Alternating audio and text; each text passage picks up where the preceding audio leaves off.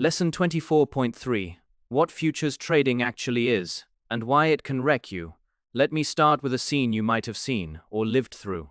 Some owner's been trading spot for a while. They're doing okay. Then they hear about leverage. They open a futures position on Bitcoin with 20 times leverage because the chart looks bullish. Bitcoin drops 3% over the next hour. That sounds survivable, right? 3%. Except at 20 times, that is a 60% loss on their margin. The exchange sends a margin call. They don't see it in time, or they freeze. A few minutes later, the position is liquidated. The money is gone. They stare at the screen. The price bounces back that same evening and ends the day higher than where they bought. None of that matters to them anymore. The position was already closed. That is futures trading at its ugliest, and it happens to people every single day. So before I walk you through what futures are and how Freqtrade handles them, I want to be very clear about something. This lesson is not an invitation. It is a warning with instructions attached. If you have not mastered spot trading, futures will take your money. Even if you have, they still might. What futures actually are in spot trading: when you buy Bitcoin, you own Bitcoin. You paid for it, it sits in your account. You can withdraw it. If the price falls, you have a paper loss, but you still have the Bitcoin. You can wait. Spot trading has no clock. You can hold for 10 years if you want. Futures are different in a few important ways. First, you are not buying the asset. You are entering a contract. The contract settles in cash, meaning USDT, not in the coin itself. When you go long on BTC futures, you never actually hold any Bitcoin. You hold a bet on the price direction, and the exchange pays you or takes from you based on how the price moves. Second, futures let you choose a direction. You can go long, betting the price goes up, or you can go short, betting the price goes down. That short side is the thing you can't do in spot, or at least not easily. In a bear market, a short position can make money while everyone else is bleeding. It is a genuinely useful tool, and it is the one feature of futures I think is worth the rest of the trouble. Third, and this is the part that gets people into trouble, futures use leverage. You put down a small amount of money as margin, and the exchange lets you control a much larger position. 5 times leverage means $1,000 of margin controls, $5,000 worth of contracts. 10 times means 1,000 controls, 10,000. That sounds like free money, and it is, in one direction. In the other direction, it is free losses, and they come at the same speed. Leverage and why it is a trap. Let me walk through the math so this isn't abstract. Say you have $1,000 and you go long on Bitcoin at 5 times leverage. Your position is now worth $5,000. If Bitcoin goes up 10%, you make $500. That is a 50% gain on your original margin. Feels amazing. Now flip it. Bitcoin goes down 10%. Your position is down 500. You've lost half your margin in a single move. Bitcoin moves 10% in a day pretty regularly. Sometimes it does it in an hour. Push it to 20 times leverage and the math gets brutal. A 5% move against you wipes out your entire margin. The exchange liquidates the position, takes your money, and closes you out. You don't get to wait for a bounce. You are out, and the fee the exchange charges for the privilege of liquidating you is real. This is the part of the conversation that salespeople skip. Leverage amplifies both directions equally. It is not amplify the gains, slightly annoying on the losses. It is symmetric. The same multiplier that turned a 10% move into a 50% gain turns a 10% move against you into a 50% loss. The mathematics doesn't care about your hopes. So my honest advice, and I'll repeat it at the end, is this. If you are going to touch futures at all, keep the leverage low, 2 or 3 times. Maybe. Anything above 5 times is for people who genuinely know what they're doing. Anything above 10 times is for people who like to gamble and want to feel sophisticated about it. Margin. Liquidation, and that one phone notification when you open a futures position, you put up something called margin. Margin is the collateral the exchange holds to make sure you can cover your losses. Think of it as your skin in the game. The exchange also has something called a liquidation price. This is the price at which they say, "You've lost enough. We're closing you out before you owe us money." The exchange needs to protect itself, because futures are a contract with them. If your losses exceed your margin, the exchange eats the difference. They don't like doing that, so they liquidate you slightly before that point. Here is what that feels like in practice. You open a position, you check the app an hour later, and the position is gone. There is a notification in your history that says, liquidated. Whatever margin you put up, minus the fees, is gone. You didn't get to decide when to exit. The exchange decided for you. People describe this as the worst feeling in trading. It is not just the money, it is the loss of control. You weren't even in the room when the decision was made. There are 2 margin modes you'll see in Freqtrade, and the difference matters. Isolated margin means each position has its own collateral. If one position gets liquidated, only that position's margin is gone. The rest of your account is safe. It is clean. It is isolated. It is what I'd recommend if you are starting out. Cross margin means all the money in your futures account is shared across all open positions. One position can draw on the whole balance to avoid liquidation, which sounds protective. And it is until it isn't. In a fast market, a single bad position can drain your entire account, including the margin that was supposed to back your other positions. One liquidation becomes 5. Cross margin gives you more rope. Sometimes that rope saves you, and sometimes it hangs you. For most beginners, isolated is the safer choice.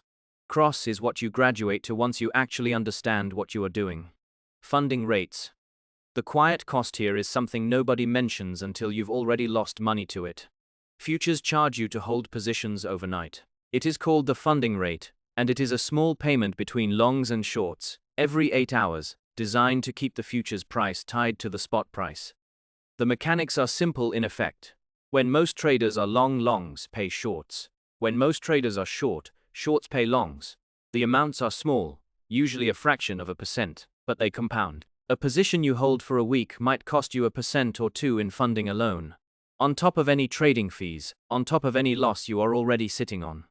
People open a long, the price doesn't move much, they hold it for 2 weeks because they're convinced it is about to bounce, and then they close at break-even and realize they've still lost money because of funding. If your strategy involves holding positions for days at a time, funding eats into your edge in a way you can feel. A strategy that works in spot might be unprofitable in futures purely because of this quiet cost. The fix is to know the funding rate before you open a position, and to favor strategies that close trades quickly rather than holding through multiple funding cycles. Freqtrade can show you this. Read it. How Freqtrade handles futures. Now the practical part. Freqtrade supports futures on Binance, Bybit, OK, and the other major exchanges. The switch from spot to futures is mostly a config change. You set trading mode to futures, set a margin mode of cross or isolated, and the pair names get a colon suffix. So instead of BTC-USD, you trade BTC-USD, USDT-USD. That colon suffix is how the bot knows it is a futures contract, not a spot pair. You also set leverage, per Pascal ER. This is where I'd push back hard against the temptation to set high numbers. A reasonable starting config looks like 2 times or 3 times on the majors, BTC and ETH, and lower, or nothing on the smaller altcoins. The config also has a liquidation buffer, which is the bot's way of keeping a safety gap between your entry and the liquidation price. The default of 5% is fine. Don't tighten it to chase returns. The AP keys are the same ones you'd use for spot, but you need to enable futures trading permission on the exchange side, and you need to fund your futures account specifically. Money in your spot wallet is not the same as money in your futures wallet. You transfer between them manually. Start with a small amount. $100 of real money in a futures account is plenty to learn how liquidation feels without doing real damage. One more thing on the API side. Do not, under any circumstance, enable withdrawal permission on a key that has futures trading enabled. Read permission and trade permission are all the bot needs. Withdrawals are something you do yourself, by hand, slowly, after double-checking the address. There is no recovery from a compromised key that can withdraw. The same things you've been learning in this course still apply. You still write a strategy, you still backtest it, you still paper trade it. The difference is that the strategy can now also go short, and the position sizing and stop-loss logic need to be a lot tighter, because the numbers move faster. Risk management that actually matters. If you remember one section from this lesson, make it this one. First, position sizing. Never put your whole account into a single futures position. A reasonable rule is to risk no more than 1 or 2% of your account on any single trade. That means if the trade hits its stop loss, you lose 1 or 2%, not 20. With leverage, this matters even more because the notional position is bigger than the margin. Know both numbers. Second, stop losses are not optional in futures. In spot, you can survive without a stop loss because the asset can't go below zero, and you can always wait. In futures, the liquidation price functions as an enforced exchange-side stop loss. Except it is the worst possible one, because it takes everything. Your job is to set your own stop loss well before the liquidation price. Freqtrade supports trailing stops in futures just like in spot, and you should use them. Lock in profit as the trade moves your way. Third, monitor your distance to liquidation. As the price moves against you, the gap between the current price and the liquidation price shrinks. If it gets within 10%, you should be paying close attention. Within 5%, you should be closing the position yourself, on your terms, not waiting for the exchange to do it for you. A bot can automate this. A human often freezes. That freezing is how small losses become total losses. Fourth, understand the difference between paper trading futures and trading them live. Paper trading will not give you the emotional experience of watching a position swing wildly because of leverage.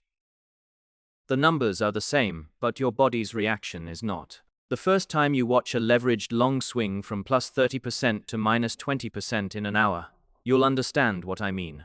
You cannot simulate that feeling in advance. You can only prepare for it by keeping position sizes small enough that the swings don't trigger panic.